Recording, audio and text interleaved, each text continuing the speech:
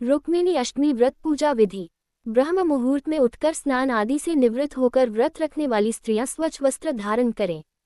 इसके भगवान सत्यनारायण, पीपल व तुलसी को अर्घ्य दें। मान्यताओं के अनुसार पीपल में भगवान विष्णु और तुलसी में माता लक्ष्मी जी का वास होता है। घर के मंदिर में गंगाजल से छिड़काव कर एक चौकी स्थापित करें और उस पर लाल रंग का कपड़ा बिछाएं। इसके बाद चौकी पर सर्वप्रथम भगवान गणेश की स्थापना करें और फिर भगवान कृष्ण और देवी रुक्मिणी की मूर्ति स्थापित करें। चौकी के एक ओर शुद्ध जल से भरा हुआ मिट्टी का कलश रखकर ऊपर आम, अशोक के पत्ते रखें और फिर एक नारियल रखें। अब पूजा आरंभ करें। पूजन करते समय सर्वप्रथम भगवान गणेश जी की पूजा करें, फिर भगवान कृष्ण व देवी रुक्मिणी को जल से स्नान कराएं और फिर उनका अभिषेक करें। इसके बाद देवी रुक्मिणी को फल, फूल, रौली मौली, चावल, सुपारी, लौंग, नैवेद्य, अक्षत, चंदन, धूप, दीप आदि अर्पित करें। पूजा के दौरान भगवान कृष्ण को पीले रंग के वस्त्र अर्पित करें और माता रुक्मिणी को लाल रंग के वस्त्र और श्रृंगार का सामान अर्पित करें। इसके उपरांत रुक्मिणी अष्टमी व्रत की कथा सुने और आरती करें।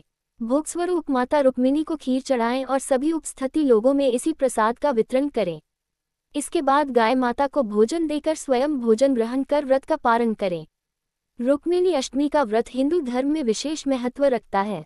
यह पावन पर्व भगवान श्री कृष्ण की पत्नी और शक्ति स्वरूपा देवी रुक्मिणी के जन्मोत्सव के रूप में मनाया जाता है। यह व्रत पौष मास के कृष्ण पक्ष की अष्टमी तिथि को रखा जाता है। श्री राधा को भगवान श्री कृष्ण की प्रेमिका कहा जाता और श्री रुक्मिणी जी उनकी पत्नी थी। अष्टमी आरंभ 11 दिसंबर को दोपहर 1:56 से प्रारंभ। अष्टमी समापन 12 दिसंबर को दोपहर 2:56 तक। रुक्मिणी शहरी स्त्री है और वह एक राजकुमारी थी। उन्हें माता लक्ष्मी स्वरूपा कहा गया है, इसलिए रुक्मिणी जी को माता कहते हैं। रुक्मिणी प्रभु की पत्नी व सेविका है। माता रुक्मिणी ने पत्नी धर्म निभाया। रुक्मिणी श्री कृष्ण में समाई हुई है। रुक्मिणी जी का प्रभु ने हरण करने के बाद विवाह किया था। माता रुक्मिणी जी प्रभु के बचपन को छोड़कर संपूर्ण जीवन की साक्षी है। रुक्मिणी ने प्रभु श्री कृष्ण के जाने के बाद देह त्यागी थी। माता श्री रुक्मिणी जी सहज और अत्यंत ही सरल थी। रुक्मिणी जी विदर्भ नरेश भीष्म की पुत्री थी। रुक्मिणी दिखने में अतिसुंदर एवं सर्वगुणों से संपन्न थी। रुक्मिणी कथा। रुक्मिणी के भाई उनका विवाह शिशुपाल से करना चाहते थे, लेकिन देवी रुक्मिणी श्री कृष्ण की भक्त थी और उन्हें ही अपना पति मानती थी।